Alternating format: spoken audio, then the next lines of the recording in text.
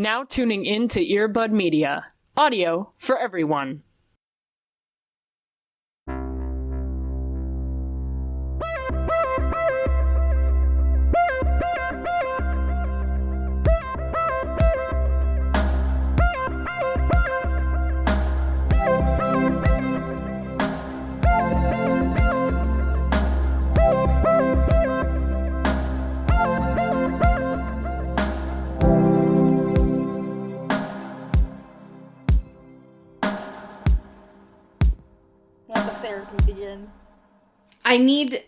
I need to have some cathartic feelings about Remember Me. So, like, we'll get there, because, like, right now, it's the future or whatever, but, like, it's 9/11 when this is happening, so, like, America or whatever. But yeah. I just, like, forced Cody to start recording, because I need to talk about Sandra Bullock for, like, 2 seconds. Because no one ever lets me talk about Sandra Bullock the amount that I want to. And it's and what a perfect opportunity in this Twilight-themed podcast. Maybe we can just do a bonus Jonas is the problem. It's just on Sandra Bullock, her whole filmography. Does she not have a filmography that warrants a bonus Jonas? Okay, yeah. She has a very, her filmography is, being a white savior in every movie she's ever in. True. Yeah, she's got a history of that. Anyway, what were you saying?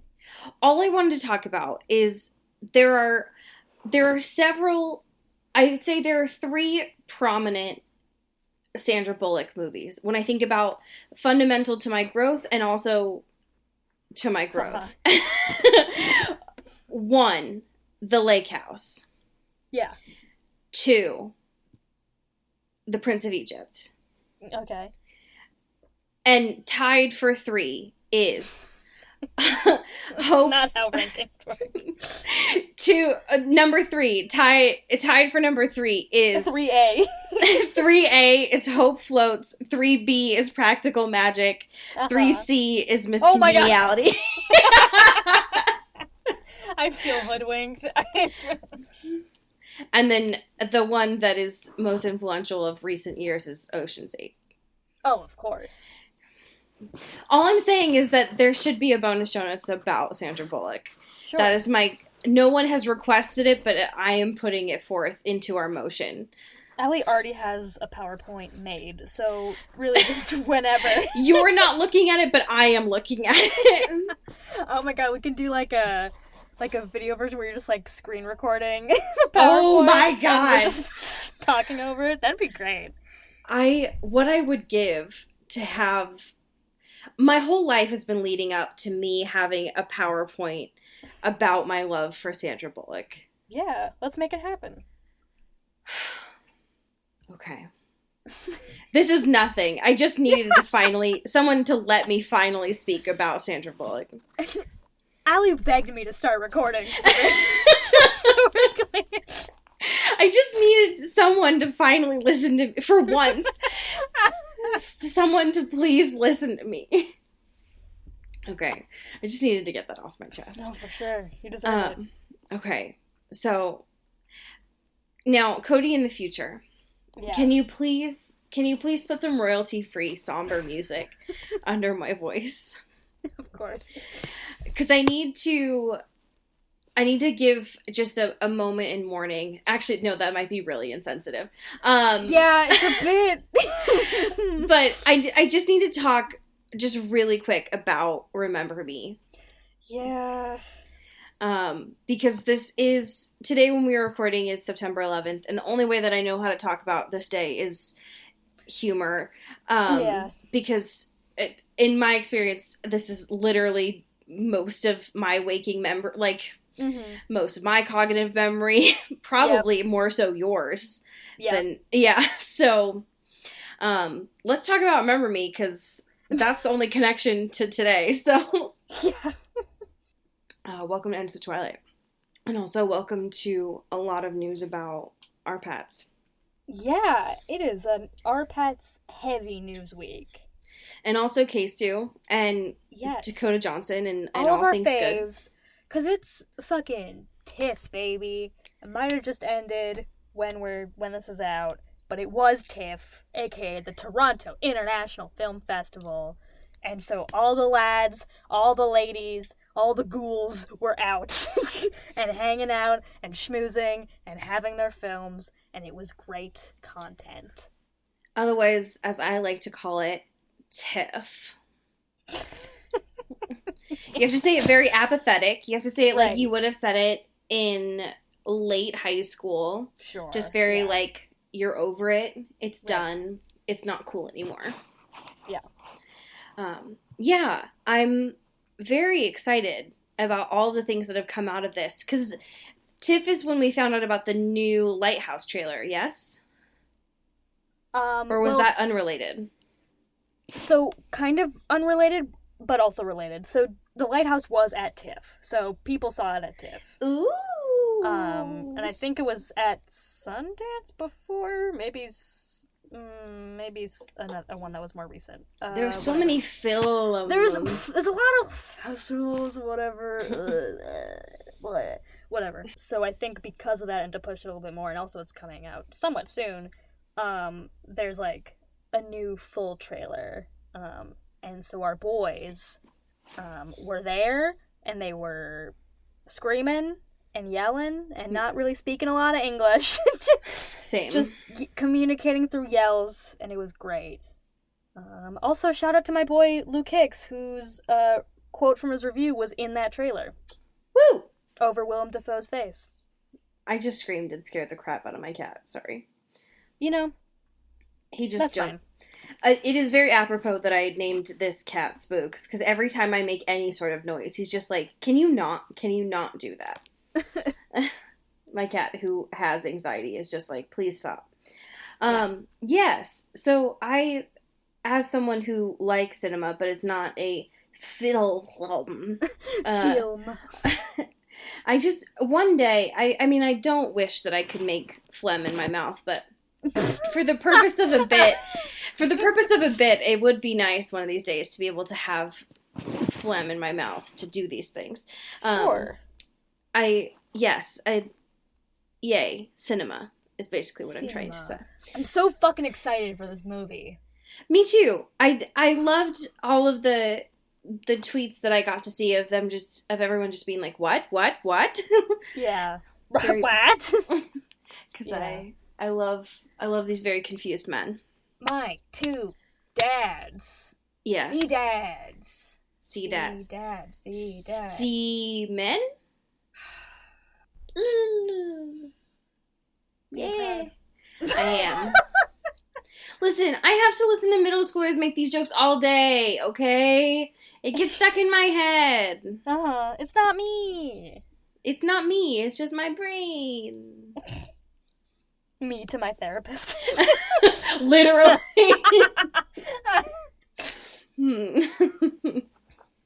I'm just paving new roads, okay? It's just not my fault. Yeah. It's been a while since we talked about Dakota Johnson and Jamie Dornan. Let's start there. Yeah, let's go back to our boys. Especially because I want to talk a lot about this website titled Morning Picker and their logo. Please go ahead.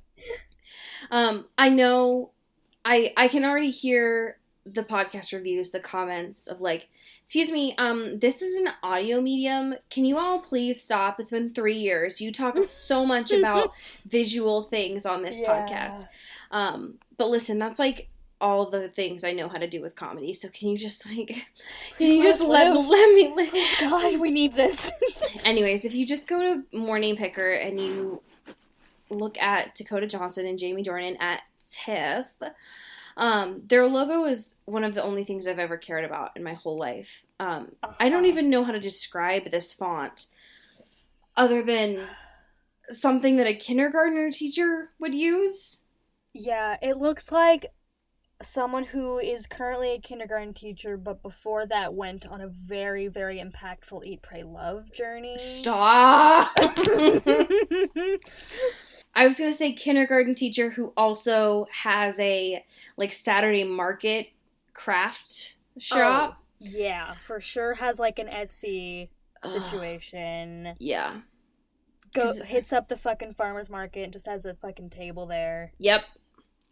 Yeah, it's very, I don't even know that it's like, it's very homegrown, I would say. Yeah.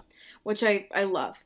And it's just got like a coffee cup as an O. There's a lot to it. But these photos of Jamie and Dakota on the carpet are beautiful. Just fantastic. They're what should have been in the movies, and it kills me every day. Yeah. This is the elegance. This is the power couple. This is the chemistry I needed when they were actually supposed to be playing alongside each other. Honestly. Do you know what Dakota Johnson's in the best looking dress. It's so beautiful. The like sheer corset top and the tulle bottom. A poofy tulle bottom. You know what I do notice when she's smiling? Oh, stop. I'm still not over it. Her smile is beautiful. There's just that no gap. I miss her so much. Yeah, it's a gorgeous dress. I love it so much. Yeah. Jamie Dornan in this like sweater and white button up, giving very much like very daddy looks. I love it a lot. I don't think he owns any other outfits, to be honest. It's just like that's fine. He rocks it. It's very flattering on him. It's the same in which Christian Grey just has a billion of the same like white steam shirts and like jackets in his closet, just one after another. It's him with these fucking like polo sweaters. Honestly. Yeah. They look beautiful. I'm very proud of them. I wish them all the best. Yeah. And I think, if I remember right, Dakota was there for The Friend, but she's also in like a current movie too. I think it's called The Peanut Butter Falcon or something too. I have not seen that yet, but I've heard that it's quite good. Yeah. So, best of luck to them. Ooh. Okay, so we have 2 K-Stew things right now. One pew, from... pew, pew, pew. K-Stew Corner. Thank you. One from Tiff, which you had some news about on Twitter. Would you like to discuss that? My 2 favorite people. I can't. In the whole world. The only people I would just, like, willingly throw myself in front of a bus for without knowing them at all. You know what I mean? Like, I just trust them, and I love them. And it's K-Stew and Taika Waititi. My parents, but also who I would marry. Yeah. Oh, God. They're so good, and are... friends? Question mark. Which like broke me. I can't. They took a beautiful photo together, and I am flabbergasted. It's so good. I didn't know that I needed it until I had it. Is the thing. Like unlikely animal friendships, and I'm so into it. So I couldn't be more delighted of a combination of people in my entire life. Yeah, I love it more than I could have ever realized, which is beautiful and I'm grateful for. Do you ever just need to sneeze so much that you want to die? Okay, great. There's so much I love here. First of all, K-Stew. Yes. Her eyeliner is like... God. Just, you could fucking cut a man with it. Yeah, and people like to say that, but this is, like, serious. like for real, though. I think it could be a knife. And for always, Taika just, like, can't take a straight photo to save his life, and I love that. Yeah. So it's beautiful. I love all of this. And what I love is that I found an EW article, and the headline of it is what I value the most out of everything, which is, it says, "Let Taika Waititi direct K-Stew in a movie, you cowards." And I was like, Nick Romano, you understand, like, you get it. You get it. 'Cause I just want to see like, that powerhouse together, especially given, like, K-Su's just background. Right. And, like, her experience with him as well. I would just want to know what kind of project that would look like on screen. Yeah. Oh, it'd be such a good collabo, you know? Yeah, I'm honestly shaking. I'm just Furious freaking and out. emotionally unstable. Speaking about being emotionally unstable, there, I just, K-Stu was recently asked about her opinions on Arpats, and his role with Batman. Because, of course, aside from the fact that she is doing everything right now and is being amazing, no one wants to talk about anything else other than Arpats with her. Yeah, because, of course. Yeah. Right. And I feel like that's, like, been her life, but especially now that Arpats has the Batman role, it's, like, more than usual. Sure. But I did appreciate that during this red carpet interview, when that she had with Variety, she said of him, quote, "Oh man, I feel like he's the only guy that could play that part. I'm so happy for him. It's crazy." And I was like, oh, that's Babies. very pure. Yeah. And so even though it's like, a part of me is very annoyed that, because she has a lot of accomplishments. Right, and she still has to be talking about Robert. Yeah, it's very nice to hear that kind of praise and support for someone that, you know, she has such a past and a history with, which is nice. My favorite part of this is that at some point the interviewer accidentally blurts out something about Arpats' cheekbones. And the commentary in Cinema Blend is just like, but Kristen Stewart was too excited to notice. Yeah, that's same. Yeah, for sure. That feels either like K-Stu was overwhelmed and honestly didn't hear, or she was like, I'm just gonna. Also, if you scroll down to the actual interview, can we just talk about this little ascot she's wearing?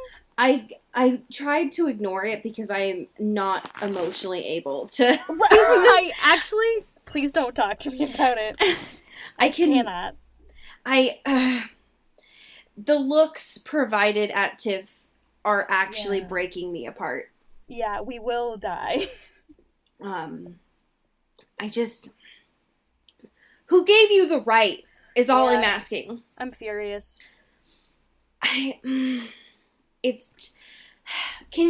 someone at least ask us? Yeah, can you at least brief us. me before? Give me a debrief. Just give me, like, a day's warning so that when I see this, when I'm walking down the stairs after a school day, I just don't, like, collapse, is all I'm saying. It's just been too much. Okay? The last bit of news that when you're listening to this will have happened. Yes. Which we definitely have heard by the time that this has come out. Sure. Can have an actual review of it right now. Yep. Because the benefit of doing the work that we do, and having done it for so long, is that we have exclusive access to the work that we have, which is grateful. I'm so thankful to Elizabeth Banks, and the work that she has, which is great. So we were able to get exclusive access to this song before it came out. Everything I'm saying is a lie. Yes, we are liars. But there was just like a 6-second clip that Ariana Grande put out for the new Charlie's Angels song, that is coming out on the 13th. It'll be out when this episode is out. I'm very excited to see it and hear it. Because just the preview looks great. Yeah, oh my gosh. Lana looks great. Everyone is just stunting on them. Miley looks great. Ari looks great. I'm very curious how this is going to go. So yes, it'll be out when this is out. I want to know more now. Yes, give me. So we will have more thoughts next week for sure. Hell yeah. Yes. We have a follow-up. I think, well, we've got some listener questions, but I think we have a follow-up from last week. But I don't remember the context of this. Do you? This is something you brought up last week. God fuck. Because there was like a poem referenced in the chapters, and you were like, what the fuck is this? And I'm like, I don't know. And that was it. But now we have an answer. Thank you. Thank you. Yeah. Okay. So that's all I needed. So someone on Twitter mentioned that, okay, Yes. that was the red string I needed. When we were reading our chapters from you last week, Joe mentioned a poem when he was on the beach with Peach. Yes. My favorite kids book. Yes. And if I remember correctly, it was him, and the poem was about like him and Jesus like carrying him on his shoulders or something. Mm-hmm. I think that is how it all makes up. And I was like, I did not remember this poem at all, or having ever heard of it. Yeah. And so someone on Twitter said, I'm listening to your newest podcast episode right now and just got to the poem part.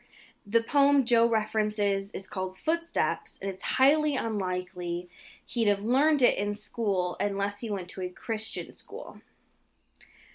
Now, this brings up something very interesting to me, because the lore that Joe went to a Christian school definitely tracks for me.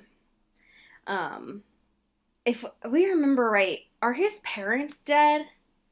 Or are they just, like, very much out of the picture? I think they're dead. Okay. I think they're dead. Because, like, his only father figure is Mr. Mooney, right? Mr. Mooney. Okay. Yeah. So if they were dead, he might I don't know have... how long they've been dead. True. Okay, because I was thinking, like, adopted and then, like, taken in by the church, gone to, like, Christian school or something. But that is, like... Yeah. Okay. Well, maybe he is either well-read because of Mr. Mooney. Sure. Yeah. Or something. But that is good background information to know. Do you want to read one of our first Patreon questions? Boy, do I. Okay, please do. This is from Rebecca, who says, what do you guys think about Forever Dawn, the original sequel to Twilight and end of the series, and the fact that some portions were taken and put in Breaking Dawn, and how it affected the character development of Bella and Jacob? Now, Allie, what the fuck is this? I'm so glad that you asked me about this, Cody. Uh-huh. In fact, I've been waiting for you to ask me about this for so long. So, let me send you really quick what Stephenie Meyer's self-designed title or self-designed cover looked like for this, just so that you can kind of in your mind imagine this as we are talking about it. So, Forever Dawn, as was mentioned here, was the unpublished sequel for Twilight, and it was written originally for Steph's like own pleasure. Oh no. Sorry, keep going. It looks like a romance novel, doesn't it? Yeah. It's what awful. the fuck? Well, you can How have we never talked about this? I don't know. We did all of fucking Twilight, all of it, and this hasn't been brought up once? It's because I think I've tried to, like, shove it down and forget about it, honestly. Repress this. Oh, I mean, I would too. Jesus.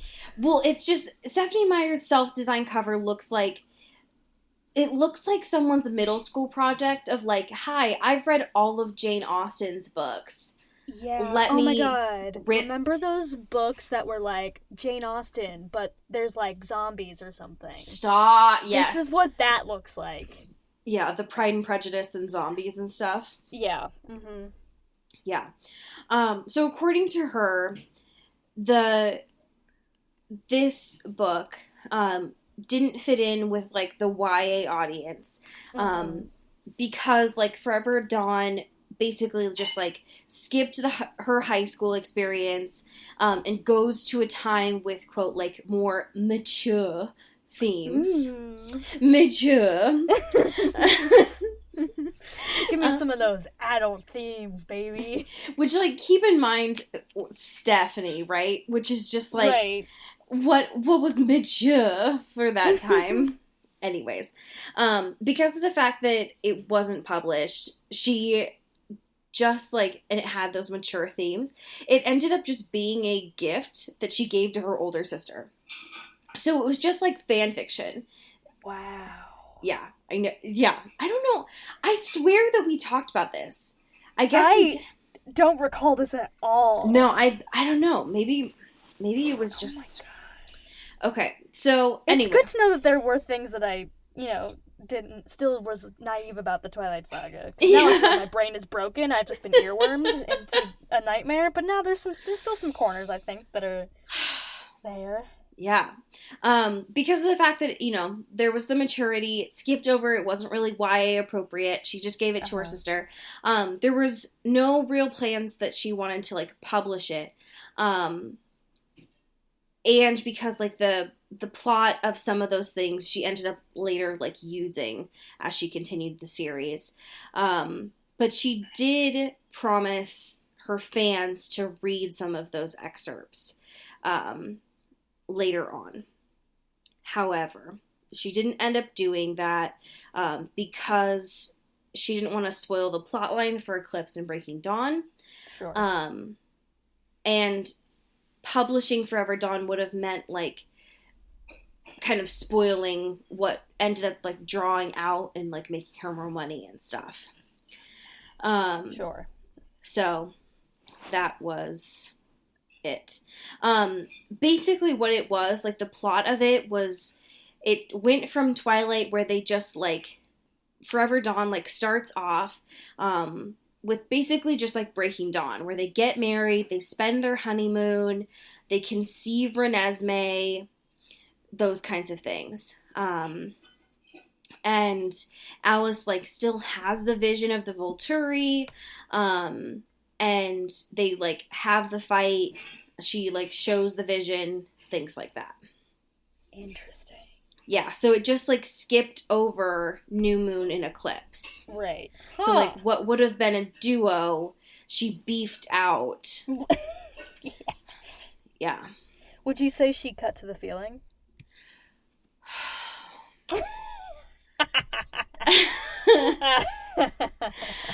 Yes. Yes, I would. Yeah, you would. But so to get to the original question here, how it affected the character development of Bella and Jacob, I think what it ended up doing is I do think that it showed some of the growth of the friendship of Bella and Jacob. Mm-hmm.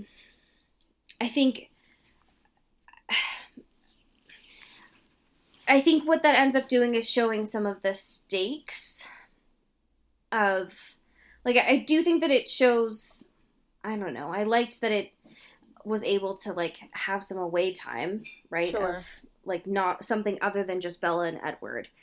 But I do think that because of that, it does make the, like, I don't know that it's necessarily a betrayal, but, like, the imprinting on Renesmee by Jacob more like a what the fuck, like what kind of thing. Interesting. But yeah, so that's Forever Dawn, I guess, the ugly stepchild of the whole thing. Can we read it? Is this available? As far as I know, it's not. It's as far as I know, it's not like Midnight Sun where it's published anywhere. But I can do a little bit of digging and we can do some Googles. Yeah, I can see if it exists anywhere. Stephanie, let us have it. Yeah, it's been a while since I have done some, like, deep digging for it. Sure. Weird. That's so weird. Yeah. I love it. Yeah, I swear that I had included this somewhere. So thank you to Rebecca for jogging my memory on it. I appreciate it. Thank you. There's still so much that we have not really dug into, so I appreciate it. Hell yeah. Okay, last listener question. Start us off. It's from Aaron, Thank you, Aaron. who says, "Will this book ever end?" Just kidding. We literally ask ourselves that every week, so Yeah. we're sorry. Just kidding. If Belle and Edward started a podcast, what would it be about? Oh my god. Could you think of a more boring podcast? No. Awful. Anything they would do would be awful. It would probably be just, like, literature, or which is, like, cool or whatever, but, like, the way that they would do it would be fucking mind-numbing. Okay, there are two things that come to... There are a couple things, actually, that come to my brain. Uh-huh. One, if I'm giving them the benefit of the doubt, Yep. one would be that they review, like, underground Seattle music, or, like, wherever they're living. So, like, Sure. because they both seem to, like, enjoy music, more so Edward. Right. But, like, benefit of the Because Belle doubt, doesn't like anything. she's just, like, so above it. Yeah. Benefit of the doubt, that's what I'm giving. Yeah.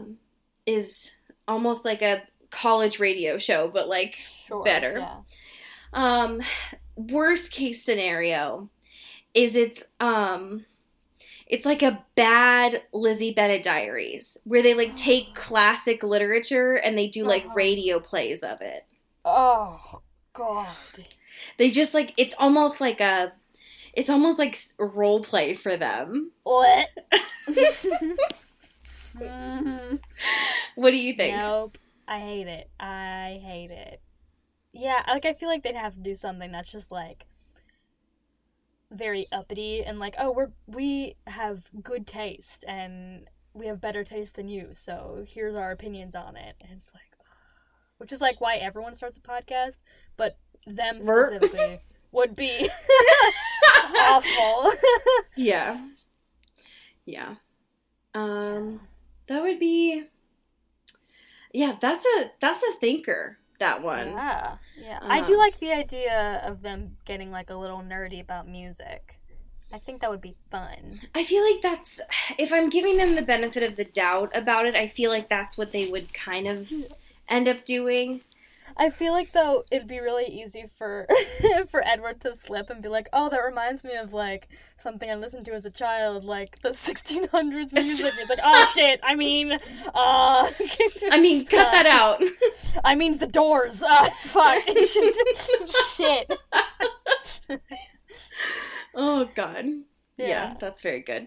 I imagine he'd be the kind of person that, like, instead of recording their introduction music, he, like, plays it every time on his piano. Oh, God. It's just like, Edward, you don't have to do that. It's fine. You can just save one, and that's it. And you can just use that one. No, it needs to be real. Can you imagine how insufferable he'd be of just, like, putting a little sign up of, like, no talking, recording in session? He's got the little on-air light. Yeah. Oh, God. And Emmett just being like, fuck this. Just, like, that's the perfect time when he wants to go, like, break his truck in half and just, like, repair it. Oh, my God. I miss those characters. I wish they weren't awful. Yeah. God damn it. Fuck. Okay. Speaking of awful characters, let's get into this actual awful book. Folks, we're getting there, though. Like, we're making progress. We are getting into the 300s. Like, we're almost through the wilderness. We're like soon. Like, before the end of the year. Like, we are getting... Jesus. I don't even remember when we started this. Like, It's been 7 years. We're on... Legitimately, we were on 18 weeks of this. That's a long time. I'm so upset. Thank you all for your patience, for your bravery. You're all so strong and resilient. Yep. Okay, so last week we left off. Joe is like so healthy now. He's like going to therapy. He's like in it. Everything's great. He's healing. Things are great. He's processing. And yet, Great. like, the book is like still going. Yeah, I wish it just ended there and it's like, and then he got over it and it's great and he stopped murdering people. Yep. And it was good. That's it. And it was Book's good. over. And But no. happy ever after, folks. Yep. And yet, chapter 35 starts, and he's in this beige office with Dr. Nikki, and he's, like, super excited, super jazzed when he leaves. Can't relate. Yeah. That's not how I leave therapy. And yet, Dr. Nikki's like, oh, yeah, that's, super common. Fuck off. Yeah. And Dr. Nikki is like recommending that he start to look at other women, and to cure his ailments. Yes. That fine medicine of Coochie. That'll put you straight. he just gives him like a whole pill bottle of like, just go get this. Just go get a little pill bottle and it's just sugar pills. How is this guy licensed to practice? He probably isn't. He probably That's has. true. He probably has like one of those online degrees. Oh, sure. He's also ordained as a minister. Yep. Yep. Yeah, he's probably doesn't even have a license. He just like made it on Photoshop or like MS Paint or something. Sure. And so Joe's like, holy shit, there's like women in New York. I could fuck other women. Yeah. And he gets on the subway and he's like, wait a second. This whole time that I've been on the subway, there have been other women on the subway too. And so this is the part that really fucks me up, is he gets on the subway and he apparently just starts staring at this woman. Mm-hmm. And I immediately love this woman because she's like, she stares back at him and is like, do I know you? And he's like, no. And apparently he is enamored with her because she apparently smells like ham sandwiches and rubbing alcohol, which is his version of a love potion. Right? That's the magic trick, baby. So, if you were curious how to attract Joe, please smell like anything other than ham sandwiches and rubbing alcohol. And you have to imagine it's the kind of like hospital ham sandwiches.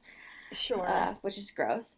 And she's like, you don't know me at all. And he's like, no. And then she's like, then why the fuck are you staring at me? Just like, their fucking rapport on this train is the most uncomfortable I and hate also it. the most amazing thing I've ever read in my life. Because they're just like, for some reason she's just like, alright, I'll see this through. Like, I'm not doing anything right now. Let's figure it out. And so they had this weird back and forth banter. And she's just like, oh, like, because obviously Joe looks beaten the fuck up. She's like, what happened? And he's like, oh, I got in an accident. Just kidding, I got jumped. And then she's like, why are you lying to a stranger? Who are you? And he's like, well, I'm just a liar or whatever. And she's like, literally, what is happening right now? Which is like how I feel currently in this moment. This was written and also edited and published. What? Yep. Yeah, apparently Karen is like, you know what, fuck it. I just need to go out with this dude right now because apparently he might buy me a drink. Right. And listen sometimes, yeah, I get it, okay? I get it. We've been, you know what, I can't judge you. Who among us are above that? Yeah. Listen, we've all had a day. I get it. Listen. I don't know that I'd trust Joe, but I can't say I'm above you, so I get it. Sometimes you get into a staring contest with a stranger. And you call their bluff, I guess. Yeah, and then you fuck them. In a subway. Could you imagine if they're like, they fuck on the middle of the Q train and no one even cares? It's just a thing. It's just a fucking thing. Yeah. There's so much that is just like, okay, this is something. Yeah. But what I do love about this is, one, congratulations, Joe, you did last. So good job. Yeah, improvement, huge improvement. Yep. What I do love about this is that they kind of kept this similar in the TV show, where once they have sex, she says "I love you," and Joe's like, "Sorry, what?" Hey, and she's like, "I'm just saying that." Except for that, in this version, Karen actually like means it. Right. And she falls hard, fellas. And in the TV show, Karen like doesn't give a fuck, which I like that version of Karen a lot more. Right. Because, like, her personality is kind of the same in the show, where she, like, has a lot of questionable tastes that Joe likes to judge, and is a good comparison for Beck, where he's just like, well, Beck would never like Kevin James. Oh my god. And, like, all this stuff. Right. But in the book, it's a really, like, all those things are still true, but she's just, like, very clingy, and they get together very quickly, and they stay together for a long time, and it's all... in the book, is all happens very fast, and it's like, also, it's been 2 months, and here we are, and, you know, she's in love with me, and I'm just thinking about you, Beck, and it's strange. Yeah, this chapter goes by in a very weird pace, where, like, all of a sudden, it's been a really long time. Right. And he, like... Dad is making me a sweater. It's like, what the fuck is happening? Yeah, time seems to be, like, all of a sudden a weird construct. Yeah. Because this chapter ends up with, like, they had sex, they end up at his apartment,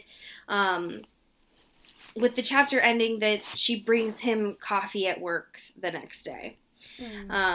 And chapter 36 starts with, like, all of a sudden they're, like, dating, and he's going over to her parents' house for Sunday dinners, and like, he's continuing to date Karen and see Dr. Nikki and kind of, like, go through the motions with Karen, being like, it's fine, but starting to realize more and more that it's not Beck.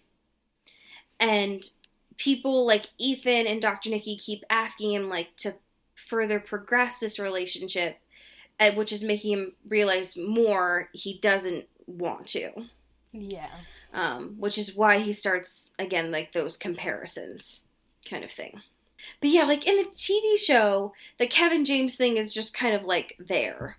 Right. Like, but it's not like the commercials and I don't know, they kind of go a lot harder in the book about all these things. In this chapter, they're watching television, and it gets to a Burger King commercial, and she flips off the commercial that's playing on the television screen, and it's like, fuck you, BK, your fries suck, don't they suck, Joe? And Joe's like, are you a robot? What? Are you an alien? Like, I'm weird, and this is weird. Yeah. Joe should always be the weirdest person in any given room. We can't have a weirder person in this. It makes it too weird.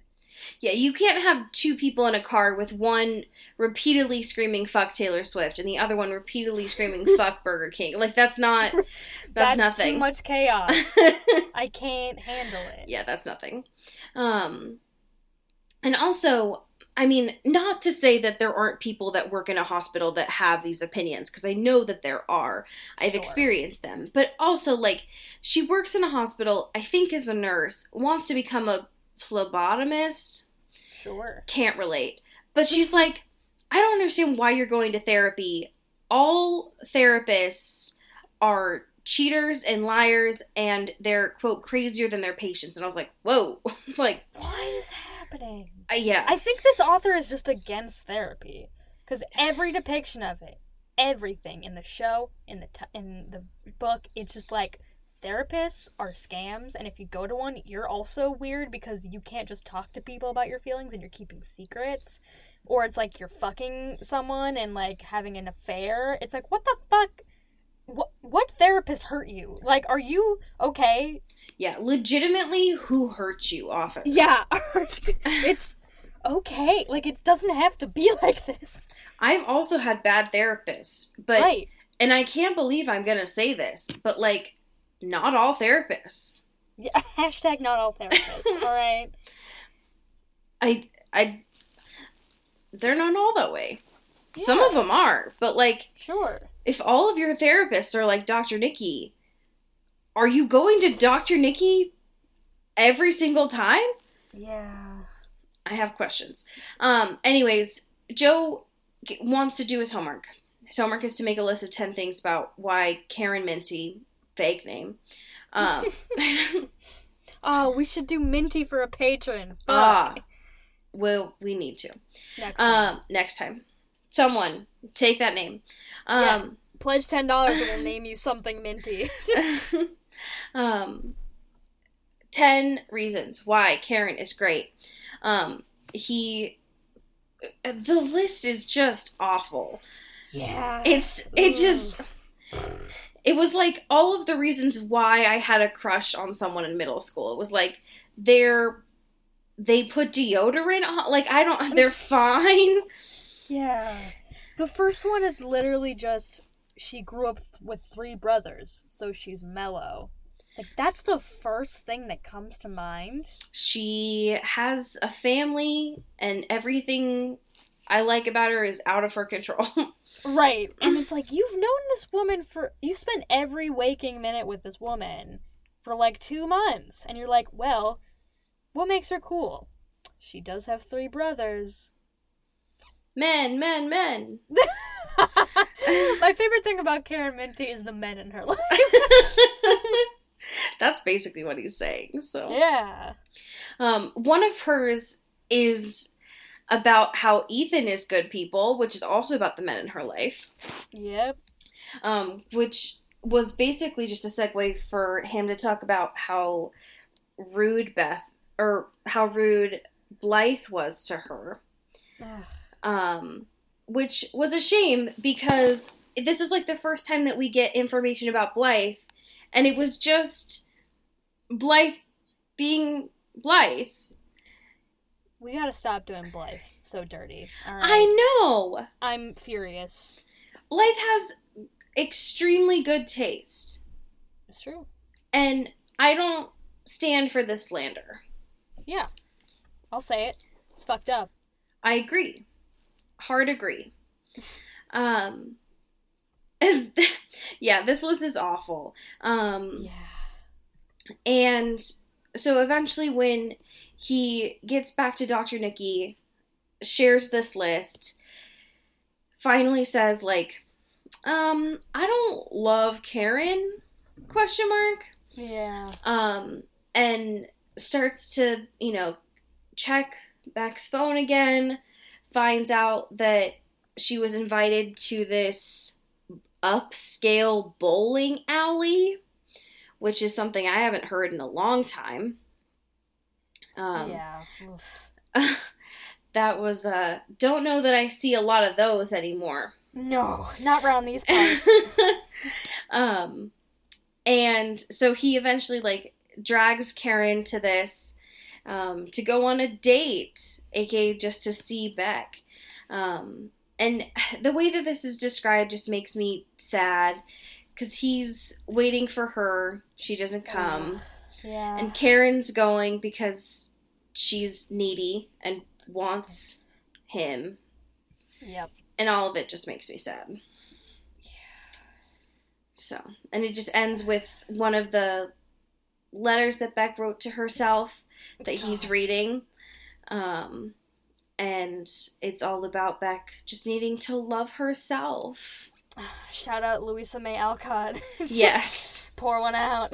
Pour one out, indeed. Fucking homie. And that is where the chapter ends. Oh, God, what a miserable book. Just 2 chapters of some stinking hot nothing. Yeah, fully nothing happened. We learned nothing. Yep. And I just feel bad for Karen Minty. So, next week, we've got, hopefully, something in chapters 37 and 38. Hey, do you think Paco's ever gonna come up? Honestly, I'm starting to think he's not here. I'm starting to think that was a made-up character. What else are we gonna do? There's still so much more left. We apparently have 30% But it's too late of this to book introduce. left. It's too late to introduce Paco, right?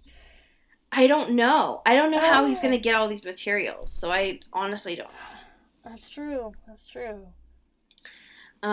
So we've got our patrons next. Ow! And we have a link today that was sent to us by patron, Kelly Elliott, otherwise known as Kelly Beck.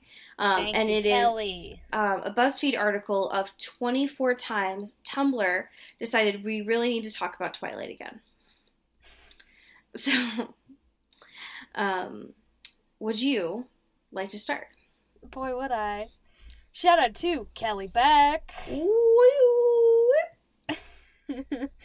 Who's gonna be... Oh, there's so many good ones. There are.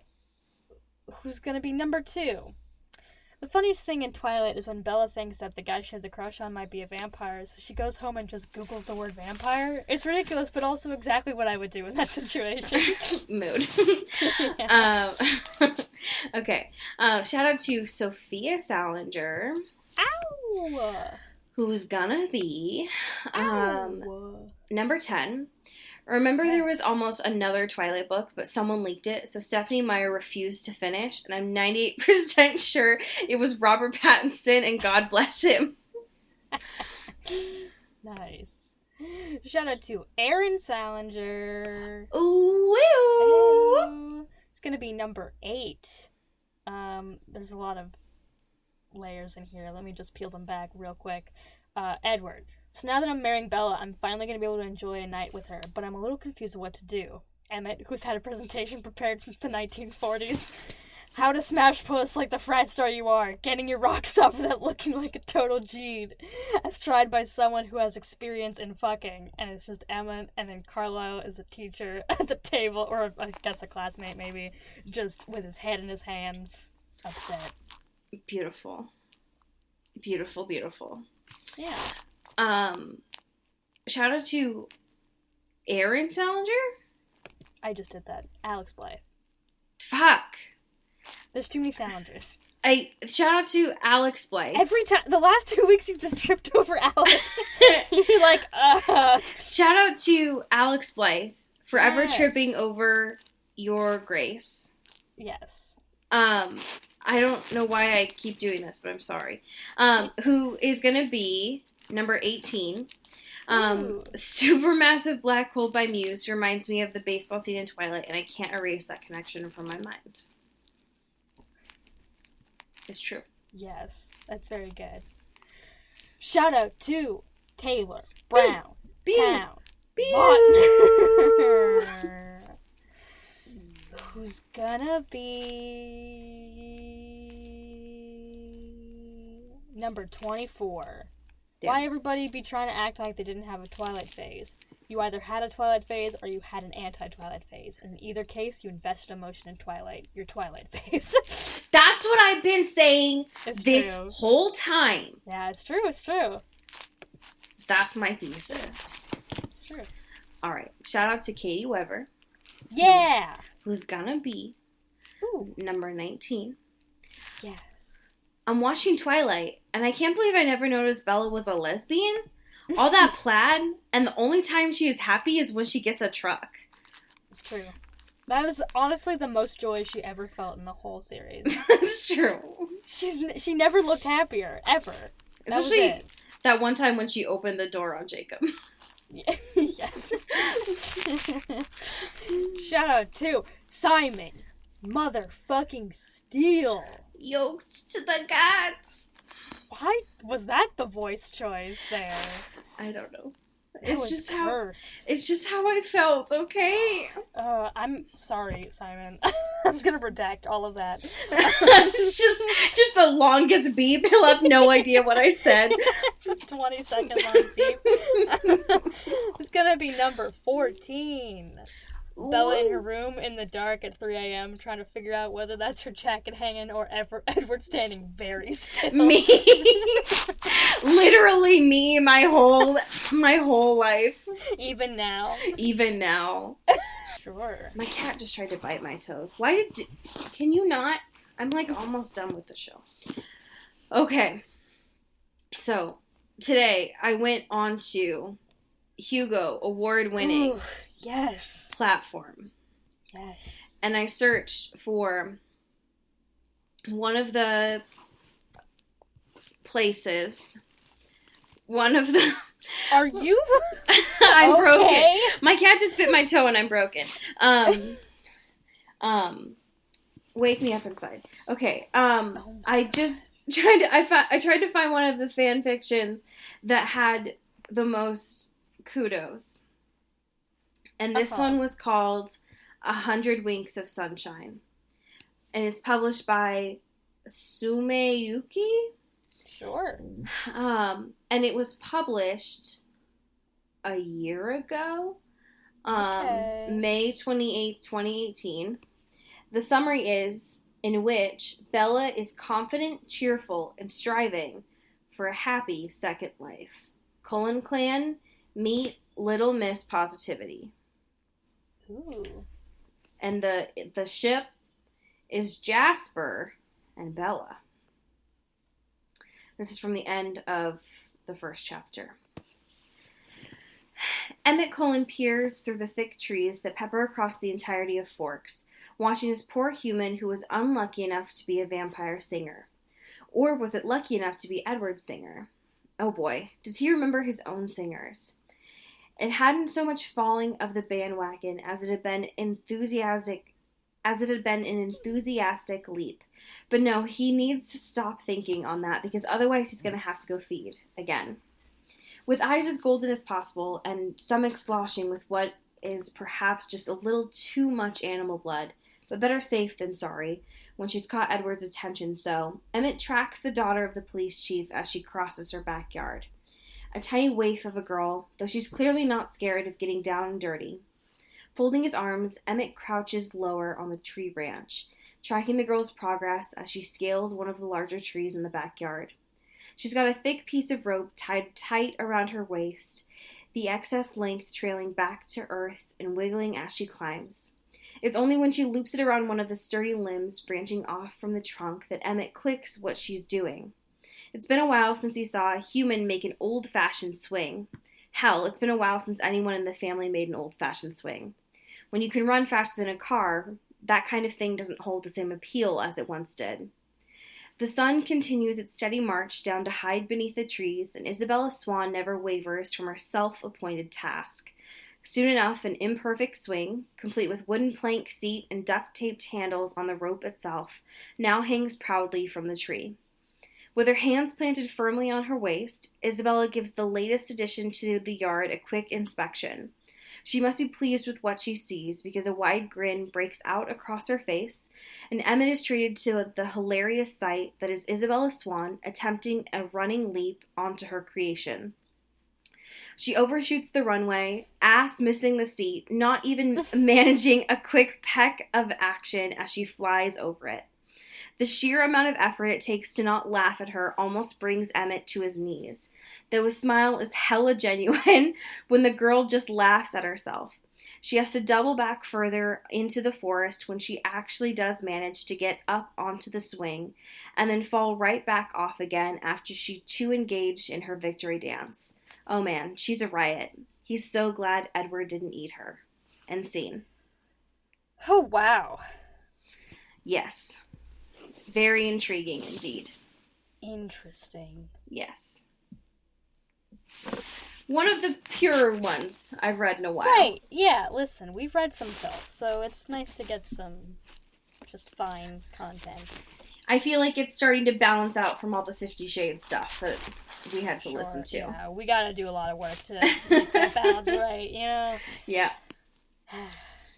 Well, I don't know how to make up for Sheen's beans, but I can do something here. So Never make up for Sheen. Sheen's beans is something.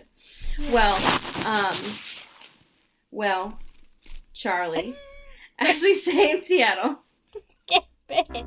and get whips. Ow!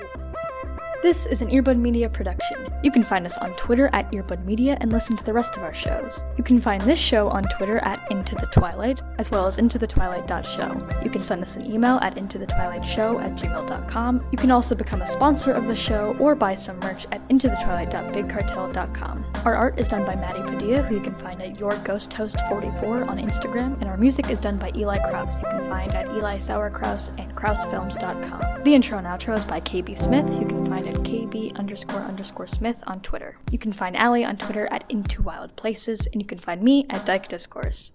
You've been listening to Earbud Media Production. Earbud Media. Audio for everyone.